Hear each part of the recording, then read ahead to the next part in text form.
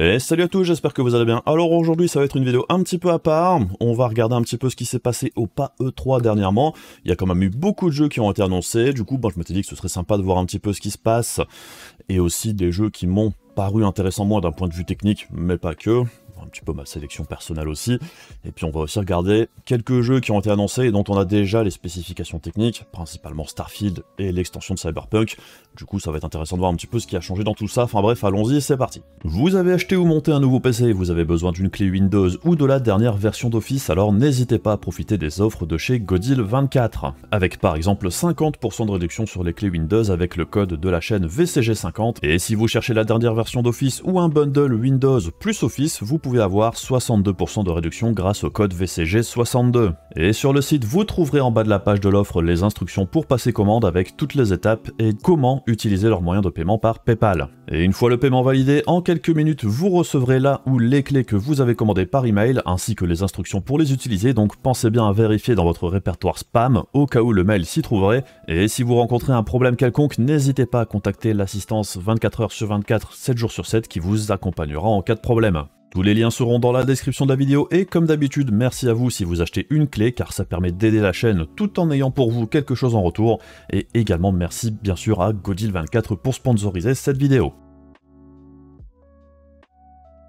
Alors oui, vidéo un petit peu à part aujourd'hui puisque bon, dans VCG, le G c'est gaming, et c'est vrai que même si la plupart du temps on parle principalement de hardware, eh bien ça me paraissait intéressant de parler un petit peu plus gaming aujourd'hui, puisque c'est un petit peu plus calme du côté du hardware, et c'est vrai qu'avec toutes les annonces qu'il y a eu, c'est intéressant de voir ce qui se passe. Donc on va commencer avec les jeux dont on a eu les spécifications techniques, puisque c'est intéressant de voir aussi que maintenant que l'on passe vraiment le cap de la cross-gen aux jeux uniquement console de nouvelle génération, en grande majorité, ça donne un petit peu le là des exigences que l'on devrait avoir d'un point de vue hardware sur PC également. Et donc on commence avec Ratchet & Clank Rift Apart pour PC qui devrait arriver le mois prochain, le 26 juillet.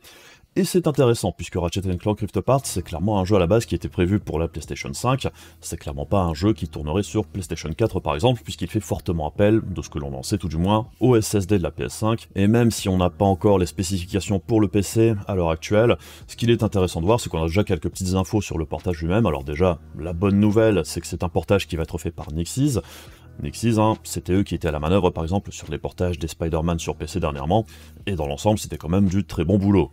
Et c'est vrai qu'après le portage de The Last of Us Part 1 il y a quelques mois, on est un petit peu dans l'attente de voir ce que va proposer un nouveau portage de jeux PlayStation sur PC. Là, on peut espérer que Nixxes pourra proposer quelque chose d'un petit peu plus carré, tout du moins on l'espère. Après, c'est vrai que le moteur de Ratchet & Clank repose plus ou moins sur le même moteur que Spider-Man, puisque c'est un jeu de chez Insomniac, et on sait que les moteurs sont plus ou moins les mêmes. Et donc on a déjà eu quelques annonces sur le portage lui-même et au niveau des features qu'il présentera sur PC, et un petit peu comme avec Spider-Man, on devrait avoir tout ce qui est DLSS 2, DLSS 3, FSR2, XeSS, on devrait aussi avoir les différents modes d'affichage, 21/9, 32/9 et même 48/9, tout comme sur Spider-Man, le DLA et compagnie. Donc dans la logique, on devrait retrouver plus ou moins les mêmes features que l'on avait eu avec Spider-Man, et on devrait aussi avoir l'ajout de features ray tracing sur PC, et ici encore une fois ça va être intéressant de voir comment le jeu se comporte, puisque avec Spider-Man par exemple, le ray tracing était quand même plutôt lourd, et c'est vrai que ça pompait pas mal du côté du processeur. Donc la grande question que l'on se pose à l'heure actuelle pour ce Ratchet & Clank, c'est est-ce que par exemple le SSD sera obligatoire sur PC également, et quel type de SSD va-t-il demander? Est-ce qu'il saura se contenter d'un SSD SATA, ou est-ce qu'il faudra un NVMe un petit peu plus costaud? On verra bien. Mais bon, ça va arriver très rapidement maintenant. Autre titre où on a eu un petit peu plus d'informations, c'est pour l'extension de Cyberpunk 2077. Donc pour Phantom Liberty, on a eu les specs pour PC, et c'est intéressant de voir que par rapport au jeu de base, les demandes côté hardware sont quand même un petit peu plus élevées. Puisqu'à l'époque, CD Projekt, pour jouer en minimum 1080p low, nous demandait une GTX 780, un i5 3570K ou un AMD FX 8310, 8 Go de RAM, et 3 Go de VRAM, et au niveau du stockage, on nous demandait un disque dur de 70 Go pour jouer en minimum. Et là, ce qui est intéressant avec Phantom Liberty, eh bien, c'est qu'on est clairement passé à la gamme du dessus, puisque au niveau du processeur, on nous demande maintenant au minimum un i7 6700 ou un Ryzen 5 1600, et au niveau du GPU, on nous demande maintenant une GTX 1060 6 Go ou une RX 580 8 Go ou une ARC A380, et du côté de la VRAM, on nous demande à minima 6 Go de VRAM, et pour la RAM système, on passe maintenant à 12 Go, et le gros changement, c'est que maintenant pour Phantom Liberty,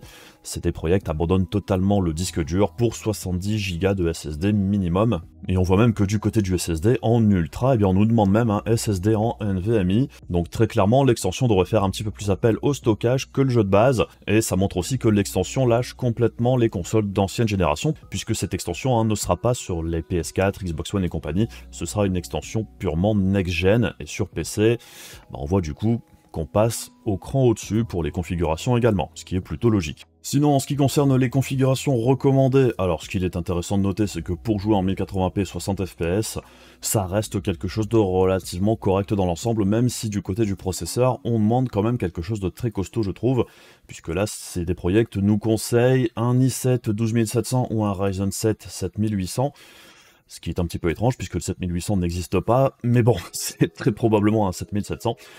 On nous demande également une RTX 2060 Super ou une RX 5700 XT ou un ARC A770 avec 8 Go de VRAM et 16 Go de RAM système avec un SSD de 70 Go.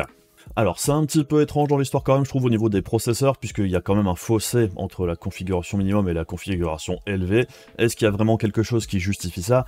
Puisqu'entre un i7 6700 et un 12700 ou un 1600 chez AMD et un 7700, il y a quand même un écart assez significatif. Alors malgré tout, je pense quand même que pour les générations 9, 10, 11 de chez Intel, ça devrait plutôt bien se passer. Et je pense que pour les Ryzen 3000 et 5000, ça devrait tourner correctement également, comme c'est le cas un petit peu à l'heure actuelle. Alors c'est un petit peu dommage qu'on n'ait pas eu de configuration pour le 1440p, mais si on regarde ce qui est demandé pour du 4K natif en 60 fps, on voit que du côté du GPU, on nous demande une 3080 ou une 7900 XTX, et là aussi je trouve que l'écart est quand même assez énorme, puisque entre une 3080 et une 7900 XTX en rasterisation pure, la 7900 XTX est quand même largement devant. Donc bref, en toute logique, je pense que pour du 1440p dans des conditions plutôt correctes, on devrait pouvoir s'en sortir avec une 6700 XT ou une 3060 Ti, 3070 de chez Nvidia, ça devrait encore passer correctement. Peut-être pas en ultra, mais en détail élevé, ça devrait le faire, un petit peu comme c'est déjà le cas à l'heure actuelle. Et pour tout ce qui est ray tracing, bien évidemment, c'est très gourmand, c'était déjà le cas avec le jeu de base, il n'y a pas vraiment de raison que ça change avec cette extension, et ça devrait probablement être encore un petit peu plus lourd. Donc pour le ray tracing ultra, comme on peut le voir ici, pour du 1080p 60 fps, 3080 Ti ou 7900 XTX, c'est vraiment très gourmand. Après, bien évidemment, comme c'était déjà le cas avec le jeu de base, il faudra probablement passer par tout ce qui est upscaling, que ce soit FSR, XeSS ou DLSS 2 ou 3, pour pouvoir jouer dans les meilleures conditions possibles. Alors c'est clairement une très grosse extension qui est prévue ici pour Cyberpunk 2077, un petit peu à l'instar de ce que CD Projekt avait fait à l'époque, par exemple avec l'extension Blood and Wine sur Witcher 3, on verra bien si c'est aussi long ici que cette extension-là à l'époque, et j'avoue que j'aime bien ce modèle économique de la part de CD Projekt qui ne laisse pas tomber le jeu, malgré un lancement quand même assez compliqué, puisque même en dehors de l'extension elle-même, avec cette nouvelle version du jeu, on aura plein de nouveautés sur le jeu de base également, puisqu'on nous annonce quand même une refonte totale du système de la police, qui était quand même un petit peu débile dans le jeu de base. On nous annonce des combats en véhicule, des améliorations sur les combats au corps à corps, des nouveaux arbres de talent, et dans l'ensemble quand même beaucoup de fixes, beaucoup d'améliorations du jeu de base lui-même, qui fait quand même plutôt plaisir, et ça sent quand même fortement le Cyberpunk Definitive Edition. Après, on espère clairement que quand ça sortira, ce soit dans un état correct et qu'il n'y ait pas besoin de patcher le patch énormément, comme ça a été le cas avec le patch next-gen de Witcher 3 l'année dernière. Donc bref, ça devrait sortir le 26 septembre, ça coûtera 30 balles, ça peut paraître cher pour un DLC, mais là c'est clairement du DLC+++. Alors après, est-ce que c'est justifié ou pas, c'est à vous de voir, hein. Personnellement, je suis plutôt intéressé. Autre très gros titre dont on a eu un petit peu plus d'infos au niveau des spécifications, c'est Starfield, puisqu'il devrait arriver le 6 septembre. Et ce qui est intéressant avec Starfield, alors c'est que lors de la présentation, on a aussi entendu dire par exemple que sur console, le jeu serait limité à 30 fps, que ce soit sur Xbox Series X ou Series S, et ça a fait quand même pas mal grogner. Alors après, je vous avouerai que je suis pas spécialement surpris, vu le type de jeu que c'est, vu le studio qui est à la manœuvre derrière. Bon, je suis pas surpris que ce soit capé à 30 fps. Après, le jeu est quand même hyper ambitieux, et c'est vrai que d'un point de vue technique, ça peut paraître étrange que ce soit limité à 30 fps, mais je pense que le jeu tire beaucoup plus du côté du processeur que du GPU, même si le jeu est plutôt joli.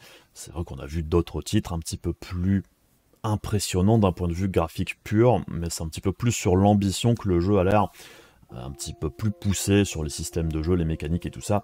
C'est un gros monde ouvert, c'est un petit peu différent de ce qu'on peut voir sur certains jeux PlayStation qui sont plus orientés solo narratif, où il y a quand même beaucoup moins d'éléments à gérer dans l'ensemble. Et comme on sait que chez Bethesda, l'optimisation c'est pas forcément leur délire quand on voit certains jeux qui sont sortis il y a quelques années, bon, 30 fps, pour avoir un jeu qui soit à 30 fps constant, plutôt que d'avoir quelque chose qui fluctue entre 30 et 60 à longueur de temps, personnellement je trouve que c'est mieux de caper à 30 fps, même si clairement on aurait préféré que le jeu tourne à 60 fps. Peut-être que ce sera amélioré par la suite, mais pour le lancement, je suis pas plus surpris que ça. Puis bon, de toute façon, quoi qu'il arrive, je pense qu'au fur et à mesure où on va avancer dans la génération de consoles, on devrait retrouver de plus en plus de jeux qui seront de toute façon limités à 30 fps. Sinon, au niveau des spécifications pour PC, on a eu la page Steam qui est apparue, et on a les specs sur la page Steam. Et ce qui est intéressant au niveau de ce qui est demandé, c'est que c'est un jeu qui semble gourmand, mais pas non plus excessivement gourmand, puisque au niveau du processeur par exemple, on nous demande un Ryzen 5 2600X ou un i7 6800K, ce qui paraît relativement cohérent dans l'ensemble. Au niveau de la RAM, on nous demande 16Go, et au niveau du GPU, une RX 5700 ou une GeForce 1060 Ti, ce qui me paraît plutôt cohérent là aussi au niveau de la puissance GPU. Par contre, tout comme pour Cyberpunk 2077, c'est intéressant de noter que là aussi, on nous demande obligatoirement, entre guillemets, un SSD en configuration minimum, et je pense que c'est quelque chose qui sera de plus en plus commun dans les jeux qui vont sortir à partir de maintenant. Et au niveau de la configuration recommandée, là par contre, on nous demande un Ryzen 5 3600X ou un i5 10600K, on nous demande 16Go de RAM, et au niveau du GPU, c'est un petit peu bizarre, on nous demande soit une 6800 XT ou une 2080, ce qui est pas franchement hyper logique, puisque la 2080, normalement, elle est beaucoup plus proche de la 6700 XT que la 6800 XT, qui est quand même un bon cran au-dessus. Par contre, dans la configuration recommandée, on nous demande également un SSD. Ce qui est intéressant, c'est qu'au niveau de la RAM système, on nous demande 16Go pour les deux configs, ce qui est plutôt bas dans l'absolu. Par contre, c'est intéressant, c'est que sur la configuration recommandée, on nous demande une connexion internet rapide. Alors, pourquoi c'est pas apparent sur la configuration minimum, j'en sais rien. Est-ce qu'il y a des features en plus quand on joue connecté au net? On verra bien. Donc bref, dans l'ensemble, en ce qui concerne Starfield, ben c'est vrai que de ce que l'on a vu dans la conférence qui était dédiée au jeu, c'est quand même plutôt rassurant sur le jeu lui-même. On voit que le jeu est très ambitieux, le jeu a quand même l'air d'être dans un meilleur état que ce qu'on avait vu l'année dernière. Donc c'est vrai que le report de celui-ci, je pense que ça a été plutôt bénéfique, et j'espère vraiment que le jeu sera à la hauteur des attentes, puisque c'est quand même un des jeux majeurs pour la Xbox, et aussi pour PC dans l'absolu. C'est quand même un jeu très attendu. Et même si d'ordinaire je suis pas vraiment spécialement fan des jeux de chez Bethesda, tout ce qui est Elder Scrolls et tout ça, c'est pas franchement mon truc, là je suis plutôt curieux de voir ce que ça va donner. Comme beaucoup d'autres jeux qui ont été annoncés à la présentation de chez Xbox, ça sera disponible de toute façon sur le Game Pass en Day One, ce qui est plutôt une bonne chose. Et en parlant de la présentation de chez Xbox, bon, on va faire un petit peu le tour de celle-ci. Au niveau de ce qui a été annoncé, ce que j'ai retenu moi, bon, c'est l'annonce de la Xbox Series S en modèle 1 Tera, qui est noir maintenant plutôt que blanche et noire, comme c'était le cas pour le modèle de base. Alors après, j'ai envie de dire, pourquoi pas, c'est vrai que le stockage de 512 Go c'était un petit peu limite. Par contre, augmenter le tarif de 50 balles, c'est quand même un petit peu beaucoup, puisque ça ramène la série S du coup assez proche de la PS5 modèle digital only, et comme ce sont deux consoles digitales uniquement, c'est un petit peu dur à avaler je trouve pour la série S ici. À la limite, j'aurais préféré qu'ils proposent cette nouvelle série S au même tarif que l'ancienne, tout en baissant le tarif de l'ancien modèle, ça aurait été beaucoup plus logique, d'autant plus que celui-ci se trouve la plupart du temps moins cher que le prix de base. Ce sera peut-être le cas aussi pour cette nouvelle série S, mais bon, dans l'ensemble, je trouve que le tarif est trop élevé pour ce nouveau modèle. Alors au niveau des jeux qui nous ont été montrés, alors on a bien évidemment Fable qui arrive en 2024. D'un point de vue technique de ce que l'on a vu, alors c'est apparemment de l'in-engine et c'est apparemment du gameplay du jeu lui-même, même si on n'a pas vu grand chose. C'était plus cinématique entre guillemets que du vrai gameplay pur, puisque au niveau gameplay pur, il y avait 5 secondes on va dire de gameplay, et c'est pas franchement assez pour se faire une idée sur le jeu lui-même, mais c'est vrai que d'un point de vue technique, ça a l'air quand même plutôt pas mal. Ça a été annoncé pour 2024, on sait pas sur quel moteur ça tourne, mais là aussi ça devrait arriver sur le Game Pass en Day One, donc c'est plutôt cool de ce côté-là. Autre gros titre de chez Xbox qu'on attend depuis un moment d'un point de vue technique, puisque ça avait été un des premiers jeux qui nous avait été montré avec l'Unreal Engine 5, eh bien c'est Hellblade 2. Là on a eu un trailer qui nous montrait pas de gameplay, c'était un petit peu un trailer ambiance. Personnellement je trouve ça un petit peu dommage, puisque même si c'est intéressant pour poser l'ambiance du titre, ben ça nous montre pas vraiment quelque chose d'hyper impressionnant d'un point de vue technique. Même si c'était très bien réalisé, on aurait préféré voir un petit peu plus de gameplay là aussi encore une fois. Bon. Ça arrive en 2024, on n'a pas de date exacte, c'est du Unreal Engine 5, et c'est vrai que l'Unreal Engine, là aussi, hein, sur tous les jeux qui ont été montrés sur la période, il y a quand même beaucoup de jeux qui ont été annoncés et qui tournent sur l'Unreal Engine, et on aura l'occasion d'en reparler plus tard. Autre jeu qui m'a plutôt impressionné techniquement parlant dans la présentation de chez Xbox, ben c'est Flight Simulator 2024, qui sort du coup en 2024, c'est plutôt logique. Donc c'est la suite du Flight Simulator 2020, et c'est vrai qu'il y a quand même un petit gap technique entre les deux, et le jeu est quand même très impressionnant je trouve, et il y a quand même pas mal de nouveautés d'un point de vue gameplay avec différents types de missions, ce qui change quand même pas mal de ce que l'on avait sur le Flight Simulator actuel. Donc au niveau du moteur, je pense que c'est une évolution du Flight Simulator actuel, au niveau du look ça se ressent un petit peu, reste encore à voir d'un point de vue gameplay si ça saura satisfaire les amateurs de Flight Simulator actuel, puisque c'est vrai qu'il y a pas mal de nouveautés, mais est-ce que ça dénature pas un petit peu l'expérience Flight Simulator classique? Bon, on verra bien. Et autre grosse licence en provenance de chez Microsoft, c'est bien évidemment Forza Motorsport qui sort en octobre 2023, donc je pense que c'est une évolution du moteur de Forza Horizon 5 qui est sorti il y a quelques temps maintenant, et c'est vrai que d'un point de vue technique ça a l'air plutôt pas mal. On verra bien ce que ça donne quand ça sortira, mais ça va arriver relativement rapidement. Autre jeu que j'ai trouvé plutôt impressionnant d'un point de vue technique, c'est Warhammer Space Marine 2 qui sort en 2023. Et j'ai trouvé ça franchement plutôt joli, au niveau action ça a l'air de claquer plutôt pas mal. Donc c'est un shooter à la troisième personne en solo ou en coop, et c'est vrai que le mode 3 joueurs, ben ça me branche un petit peu, ça fait un petit peu Gears of War de nouvelle génération par certains côtés, donc je suis plutôt intéressé de voir ce que ça va donner. Et au niveau du moteur, ça semble être un moteur maison, donc c'est plutôt cool. Autre jeu beaucoup plus orienté PC que console qui a été annoncé, ben c'était City Skylines 2, qui devrait arriver en octobre 2023, donc ça va arriver assez vite également, et c'est vrai que la fin d'année est quand même très chargée, puisqu'il y a encore d'autres jeux qui vont arriver pour la période. Alors City Skyline, hein, c'est un city builder, le volet 2 est quand même attendu, et c'est vrai que le premier avait été plutôt bien reçu, c'est un jeu très apprécié, donc pour les amateurs du genre, je pense que c'est une plutôt bonne nouvelle.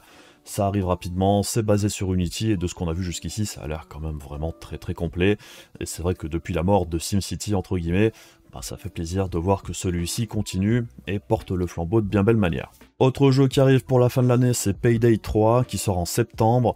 Alors là aussi, c'est un jeu relativement apprécié sur PC, principalement, puisque Payday 2 reste un jeu avec une communauté assez forte sur PC, enfin une communauté tout du moins, qui apprécie beaucoup le jeu et qui continue d'y jouer depuis sa sortie, et donc le troisième volet est annoncé et disponible sur le Game Pass le jour de la sortie, là aussi, donc c'est plutôt une bonne nouvelle également.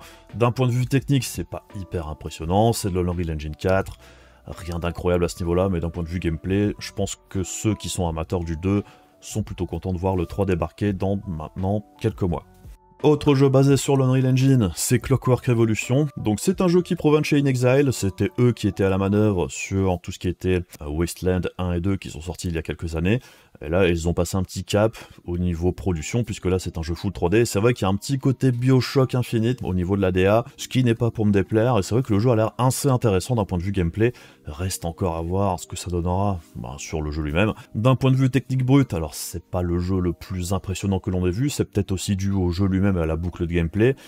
Donc bon, on verra bien ce que ça donne, mais personnellement je suis plutôt intrigué. Autre jeu studio Microsoft qu'on a vu passer du côté de chez Obsidian ce coup-ci, c'est Avowed. Alors, c'est un action RPG apparemment. D'un point de vue technique, c'est vrai que c'est pas le jeu le plus impressionnant qu'on ait vu sur l'Unreal Engine 5, mais ça semble plutôt propre dans l'ensemble. Après, moi ce qui m'intéresse souvent chez les jeux d'Obsidian, c'est un petit peu ce qui se passe du point de vue histoire et de ce qu'on peut y faire, même si là le jeu a l'air un petit peu plus action que d'autres jeux du studio. Du point de vue des combats, il y a l'air quand même d'y avoir plusieurs idées, mais là aussi c'est un jeu Game Pass Day One, donc ça c'est plutôt cool. Et à cette conférence Microsoft, on a aussi vu passer pas mal de jeux japonais, et c'est vrai que c'est assez surprenant puisque certains de ces titres sont d'ordinaire beaucoup plus orientés PlayStation, puisque par exemple on a eu plusieurs jeux de chez Atlus, tout ce qui est Persona et tout ça. Personnellement je suis très client, mais c'est vrai que d'ordinaire on voit plus ça du côté de chez PlayStation, donc on nous a annoncé un remake entre guillemets de Persona 3 sur l'Unreal Engine qui devrait débarquer en 2024, Persona 3, hein, pour moi personnellement c'est un très très bon jeu. C'est un petit peu dommage apparemment qu'on n'ait pas les améliorations, enfin certains changements qui étaient apparus sur la version PSP du jeu, avec comme par exemple un protagoniste féminin. On avait le choix, bon là ce sera un remake plus brut je dirais du jeu de base plutôt que du dérivé qui était sorti sur console portable. Autre jeu de chez Atlus qui a été annoncé, c'est Métaphore Refantasio. Alors ça apparemment c'est basé sur le moteur de Persona 5, très probablement, un dérivé de celui-ci. Alors ce qui est intéressant avec ce titre, c'est que c'est l'équipe qui est normalement à la manœuvre sur les Persona 3, 4 et 5, il me semble, qui sont sur ce jeu-là depuis quelques années, et apparemment ils ont passé le flambeau sur la série Persona à des développeurs un petit peu plus jeunes. Donc ça va être intéressant de voir ce qu'ils vont nous proposer ici, puisque c'est une recette qui devrait être différente de ce qu'on avait sur les Persona d'ordinaire. Personnellement, je suis plutôt intrigué, j'attends le jeu avec une certaine impatience, puisque les Persona, par exemple, c'est une série de jeux que j'apprécie beaucoup. Donc là, c'est pas prévu pour tout de suite également, puisque ça a été annoncé pour 2024. D'un point de vue technique, bon, c'est pas spécialement des jeux hyper impressionnants, mais après, chez Atlus, le studio Persona, je dirais, ça a jamais été des claques techniques, c'est plus des jeux qui sont intéressants, ou pas, hein, d'un point de vue gameplay et histoire. Autre éditeur japonais qui nous a montré plusieurs jeux dans la conférence Xbox, eh bien c'est Sega, qui nous a présenté quand même en majorité du Yakuza, et c'est pas pour me déplaire, Yakuza là aussi c'est une série que j'apprécie beaucoup, donc de voir plus de Yakuza arriver, pour moi c'est jamais une mauvaise chose. Donc on devrait avoir Yakuza Gaiden, qui devrait sortir cette année, qui est là maintenant basé sur l'Unreal Engine, et c'est intéressant puisqu'il y a clairement eu une bascule vers l'Unreal Engine pour la série Yakuza, qui normalement était basée sur un moteur maison, le Dragon Engine, jusqu'à Yakuza 7, et c'est vrai que cet ancien moteur, entre guillemets, était quand même particulièrement lourd, et c'était intéressant pour moi de le tester avec pas mal de GPU et de processeurs, puisque justement il se comportait un petit peu différemment, et c'est aussi un moteur où les fabricants de GPU n'optimisent pas spécialement pour, donc c'était intéressant de voir comment ça se comportait avec les différents GPU, enfin bref, tout ça pour dire, maintenant la bascule est clairement passée sur l'Unreal Engine. Et en parallèle de cet épisode Gaiden, eh bien on devrait avoir aussi un autre épisode en 2024, Yakuza Infinite Wheels, dont on ne sait pas grand chose, on a juste eu un trailer plutôt rigolo qui a été montré. Là aussi, personnellement, j'attends avec une certaine impatience de voir un petit peu ce que ça va donner. Autre jeu de chez Sega qu'on a vu passer sur la période, c'était pas la conférence Xbox il me semble, c'est Sonic Superstars. Bon, c'est clairement un retour aux sources pour la licence Sonic, et c'est plutôt une bonne chose, ça a l'air plutôt bien fait, c'est plutôt cool, ça sort en 2023, c'est sur un moteur maison, je pense, c'est pas sur l'Unreal Engine. Et bon, pour ceux qui sont fans de Sonic, je pense que c'est plutôt une bonne nouvelle. Alors je sais plus sur quelle conférence c'est apparu, mais on a également vu passer Alan Wake 2, avec un petit peu de gameplay, et c'est intéressant puisque c'est quand même plutôt propre, je trouve, d'un point de vue technique, ça a l'air plutôt bien foutu. C'est pas l'Unreal Engine, c'est un moteur maison, ça sort en octobre 2023. La polémique, c'est qu'il n'y aura pas de jeu, je dirais, physique, que ce soit sur PC ou sur console, ce sera du démat uniquement. Je pense que pour eux, c'est surtout un moyen d'économiser de l'argent. Bon, sur PC, c'est pas hyper dérangeant puisque de toute façon, les trois quarts du temps, on n'a plus de version boîte. Mais c'est vrai que sur console, ben c'est quand même assez rare, et on verra si c'est une pratique qui se développera de plus en plus ou pas. Sinon, le jeu en lui-même, personnellement, je suis plutôt intrigué, j'avais plutôt apprécié le premier Alan Wake, donc on verra bien ce que ça donne. Autre jeu prévu pour septembre 2023, eh bien c'est Lies of P, dont on a déjà une démo qui est sortie sur PC. Alors, c'est un jeu Unreal Engine 4, c'est un jeu cross-gen, donc d'un point de vue exigence technique, ce sera pas le jeu le plus gourmand du monde. Malgré tout, de ce que j'ai déjà pu voir sur la démo sur PC, ben le jeu a l'air plutôt pas trop mal optimisé. Il y a quelques petits soucis de stutter, mais ça a quand même l'air un petit peu moins pire que ce qu'on a vu avec certains titres Unreal Engine ces derniers mois sur PC. Donc j'espère que pour la sortie du jeu, ce sera un petit peu mieux. Alors c'est très clairement un Soulsborne-like, et c'est vrai que la direction artistique est plutôt intéressante. Reste à voir si le jeu d'un point de vue gameplay sera plutôt pas mal. De ce que j'ai entendu dire au niveau des retours sur la démo, c'est plutôt correct. Mais je pense que pour les amateurs du genre, c'est un jeu peut-être à surveiller. Alors lors du showcase PlayStation, on a vu passer quelques jeux exclusifs PlayStation, on va passer vite fait dessus. Alors on a vu Final Fantasy XVI qui sort dans quelques jours. Le jeu est quand même plutôt impressionnant d'un point de vue technique, c'est un moteur maison, et ça semble plutôt bien réalisé, donc on verra bien ce que ça donne d'un point de vue gameplay. Personnellement, c'est un jeu qui m'intéresse sur PS5, donc je vais très certainement y jouer. On a également eu l'annonce, je dirais un petit peu de gameplay de Final Fantasy Rebirth, donc la suite du remake de Final Fantasy VII, enfin la deuxième partie. Et ce qui m'a fait un petit peu sourire, c'est qu'il était annoncé sur 2 disques et non pas sur un seul, un petit peu comme à l'époque de Final Fantasy VII sur PlayStation, quand il était sorti, hein, c'était sur 3 disques. Bon là c'est sur 2 Blu-ray, c'est vrai que c'est assez rare, ce qui nous annonce peut-être un quand même gros jeu qui prendra de la place. Par contre, à la différence de Final Fantasy XVI, eh bien FF7 Rebirth c'est basé sur l'Unreal Engine, très probablement le 5, tout comme Final Fantasy VII Remake, ça tournait sur l'Unreal Engine 4. Donc c'est intéressant de voir que selon les jeux, chez Square Enix, on passe d'un moteur à l'autre, selon les besoins. Et en début de vidéo, je parlais de Ratchet & Clank, et bien chez Insomniac, on a également Spider-Man 2, qui est annoncé pour 2023, qui va sortir à la fin de l'année, avec un moteur maison, toujours le même. Je pense que c'est une évolution du moteur de Spider-Man de base, et ça se voit un petit peu par certains côtés, mais le jeu reste quand même plutôt propre et plutôt joli dans l'ensemble, et de tout ce que l'on a vu jusqu'ici, ça a l'air d'être un plutôt bon jeu, dans la lignée des épisodes sortis dernièrement. On a également vu passer un remake de Metal Gear Solid 3, ce qui était plus ou moins attendu, redouté, même si c'est plutôt une surprise. C'est sur l'Unreal Engine, bon, on sait pas encore grand chose dessus, si ce n'est que c'est en travail, et pourquoi pas après tout, C'est vrai que c'est un jeu qui était sorti uniquement sur PlayStation 2, donc c'est vrai qu'une refonte de celui-ci ça pourrait être sympathique pour ceux qui ne l'ont pas fait à l'époque. Autre jeu qui a été annoncé qui moi m'intéresse, c'est Talos Principle 2, j'avais beaucoup apprécié le premier. C'est un jeu d'énigmes FPS, un petit peu dans la lignée de Portal à la base je pense, ça a un petit peu l'aspiration à mon avis. Ça tourne sur l'Unreal Engine 5, ça a l'air plutôt propre d'un point de vue technique, même si ce sera pas le jeu le plus gourmand du monde ou le plus joli du monde, mais je trouve que d'un point de vue esthétique c'est plutôt correct.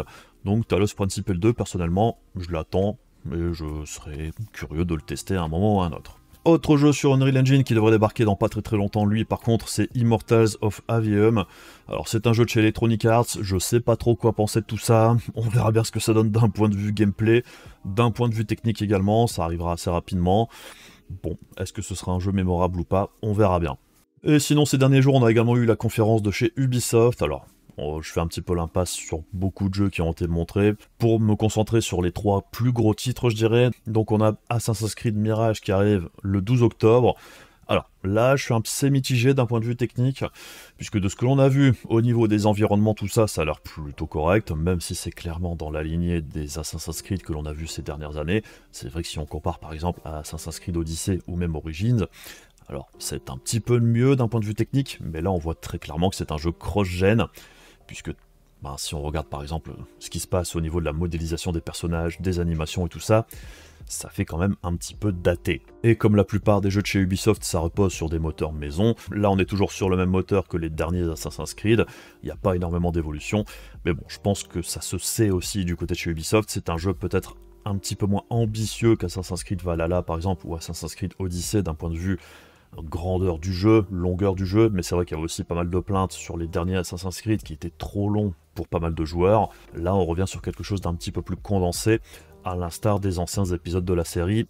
Est-ce que c'est vraiment ce dont la série avait besoin? Je sais pas trop. Quoi qu'il en soit, le jeu devrait être proposé moins cher que les grosses productions actuelles. Pour les amateurs de la série, j'ai envie de dire pourquoi pas. Personnellement, je suis pas méga chaud. Par contre, les 2 plus gros jeux de chez Ubisoft cette année, alors c'était très clairement Avatar, qui va sortir en décembre 2023, qui est basé sur le Snowdrop Engine. Et là, c'est vrai que le jeu, d'un point de vue technique, c'est quand même plutôt joli, c'est un jeu de chez Massive. C'est des anciens qui ont bossé chez Crytek à l'époque, et c'est vrai que ça se ressent un petit peu au niveau de l'inspiration, au niveau de certains éléments, et la construction des environnements et tout ça. Il y a un petit côté Crysis 3, et c'est pas une mauvaise chose en disant ça, mais c'est vrai que le jeu est quand même hyper joli, et ça on voit, très clairement, là on voit que c'est vraiment un jeu next-gen. Personnellement, je suis plutôt curieux de voir ce que ça va donner, d'un point de vue gameplay et tout ça, puisque bon, les films, on en pense ce qu'on veut, mais c'est vrai que d'un point de vue technique, les films ont toujours été relativement impressionnants à leur époque. Le jeu est quand même plutôt propre de ce que l'on peut voir ici. Et l'autre gros titre qui a été annoncé chez Ubisoft, c'est bien évidemment Star Wars Outlaws, qui lui doit sortir en 2024, qui est également en production chez Massive, et aussi basé sur le moteur Snowdrop Engine, tout comme Avatar, et c'est vrai que le jeu d'un point de vue technique est vraiment plutôt joli je trouve, et c'est vrai que le rendu est plutôt bon, donc je suis plutôt curieux de voir ce que ça va donner d'un point de vue gameplay. On a clairement besoin d'avoir des jeux Star Wars intéressants, puisque personnellement je trouve que c'est une licence qui est sous-exploitée, même d'un point de vue film et série. Je pense qu'il y a besoin de qualité plutôt que de quantité, et c'est vrai que si on peut avoir des jeux de bonne qualité, je dis pas non, moi Star Wars j'aime beaucoup. Et c'est vrai que des RPG un petit peu dans la lignée des KOTOR et tout ça, personnellement j'aimerais bien qu'il y en ait plus, puisque je pense qu'il y a vraiment beaucoup de choses à faire. Et là, ce Outlaws me paraît plutôt sympa. Personnellement, j'aurais préféré qu'ils utilisent une autre timeline que toujours la timeline des films de la saga classique. Le défaut de beaucoup de jeux ou de séries, c'est de recoller les wagons avec tout ce qui est Skywalker et compagnie. Ici, encore une fois, on devrait bouffer un petit peu de ça, ce qui est un petit peu dommage à mon sens. Donc c'est un jeu Star Wars à monde ouvert, et j'espère vraiment que ce sera pas un monde ouvert à la Ubisoft, entre guillemets, comme on en a eu beaucoup trop ces derniers temps. Là, j'espère vraiment que ce sera quelque chose d'un petit peu plus original, on va dire, mais c'est vrai que d'un point de vue technique, il est intéressant, il est plutôt bien foutu, donc je suis intéressant de voir ce que ça va donner quand ça sortira. Et enfin pour terminer, on a vu aussi passer Dragon's Dogma de chez Capcom sur différentes conférences, il est apparu 2 fois je pense, et c'est vrai que Dragon's Dogma, c'était un RPG qui était passé plus ou moins inaperçu à l'époque, pourtant c'était un jeu qui avait pas mal de qualité, et moi personnellement j'avais plutôt bien apprécié le premier, donc c'est vrai que le deuxième m'intéresse, je suis curieux de voir ce que ça va donner. C'est basé sur le RE Engine de chez Capcom, et c'est vrai que c'est un moteur qui est plutôt utilisé dernièrement chez Capcom, et c'est plutôt une bonne chose puisqu'il propose des choses plutôt sympathiques. Pas de date de sortie pour l'instant, on verra bien quand ça sort, mais bon, à mon avis, on a un petit peu le temps. Donc bref, dans l'ensemble, pour ce pas i3, c'est vrai qu'on a eu quand même pas mal de jeux qui ont été annoncés et pas mal de gros jeux qui vont arriver pour la fin de l'année. Donc ça va être, d'un point de vue software, une très grosse fin d'année quand même, avec, comme on l'a vu, quand même pas mal de titres next-gen. Vraiment ce coup-ci, on passe vraiment un cap par rapport à ce qu'on a eu l'année dernière et même cette année jusqu'ici. On avait encore eu pas mal de jeux cross-gen. Là on voit, au plus on avance dans le temps, clairement, on passe un cap et on décolle un petit peu de l'ère PlayStation 4, Xbox One, et on passe clairement à la vitesse supérieure. Et c'est vrai que par rapport à 2022, ça change quand même pas mal, puisque 2022 c'était quand même un petit peu le calme plat d'un point de vue jeu. On n'avait pas eu énormément à se mettre sous la dent. C'est vrai que 2023 jusqu'ici, on a quand même déjà eu pas mal de gros titres qui sont sortis, et bien on voit que pour la fin de l'année, on aura d'autres gros titres qui vont débarquer, et c'est plutôt une bonne chose, on va pas s'en plaindre. Mais c'est vrai que ça fait quand même beaucoup de jeux qui vont arriver là pour fin 2023, et 2024 s'annonce aussi vraiment très chargé. Sinon, autre truc qui m'a quand même pas mal marqué avec toutes les annonces qu'on a vues ces derniers temps au niveau jeu, c'est un petit peu l'hégémonie de l'Unreal Engine, puisqu'il y a vraiment beaucoup de jeux qui tournent maintenant sur l'Unreal Engine, et c'est vrai que par rapport à ce qu'on avait eu par le passé, on avait un split Unreal Engine Unity un petit peu plus équilibré. Là, très clairement, Unity se fait de plus en plus discret, et il y a eu très peu de jeux annoncés sur cette période qui vont être basés sur Unity, et c'est quand même un petit peu dommage. Malgré tout, on a vu aussi qu'il y a pas mal d'éditeurs qui font encore appel à des moteurs maison. Est-ce que ça va continuer par la suite? Je sais pas trop, mais c'est vrai qu'on voit que l'Unreal Engine prend de plus en plus d'importance, et c'est un petit peu dommage par certains côtés, puisque comme on peut le voir par exemple chez Ubisoft, le Snowdrop, ça permet encore de faire de très belles choses. On voit aussi que Cyberpunk, ça fait encore un très bon taf, même si le moteur a posé problème pour le développement de Cyberpunk à la base. Personnellement, je pense qu'ils auraient dû juste ne pas sortir le jeu sur les consoles d'ancienne génération, ça aurait peut-être posé moins de problèmes dans l'ensemble. Mais bon, Unreal Engine, je pense qu'on va en bouffer, et c'est pas forcément une mauvaise chose, puisque c'est juste un outil, mais c'est vrai que quand on voit la qualité des portages qu'on a eu sur PC dernièrement, on espère que ça s'améliore par la suite, puisqu'on en a un petit peu marre des jeux qui stutter à bloc sur PC. Et on espère qu'ils trouveront un moyen d'améliorer la chose chez Epic, et aussi chez les développeurs, et qu'ils fassent en sorte de sortir des jeux un petit peu plus optimisés. Là, comme on l'a vu par exemple avec la démo de Lies of P, c'est basé sur l'Unreal Engine. Il y a quelques stutters qui restent, mais c'est quand même beaucoup mieux que certains autres jeux qu'on a vu sortir ces derniers mois. Enfin bref, j'espère que cette vidéo un petit peu différente de ce que je fais d'habitude vous aura plu. N'hésitez pas à le dire dans les commentaires, n'hésitez pas à dire également quel jeu vous attendez-vous. Est-ce qu'il y a des choses qui ont été montrées pendant la période qui vous ont paru intéressants? Dites-le moi, ça m'intéresse. Enfin bref. Sinon, comme d'habitude, si la vidéo vous intéressait, n'hésitez pas à faire les trucs pénibles de YouTube pour soutenir la chaîne. Et puis on se retrouve très bientôt pour d'autres vidéos. Je vous fais des bisous, je vous dis à la prochaine, salut!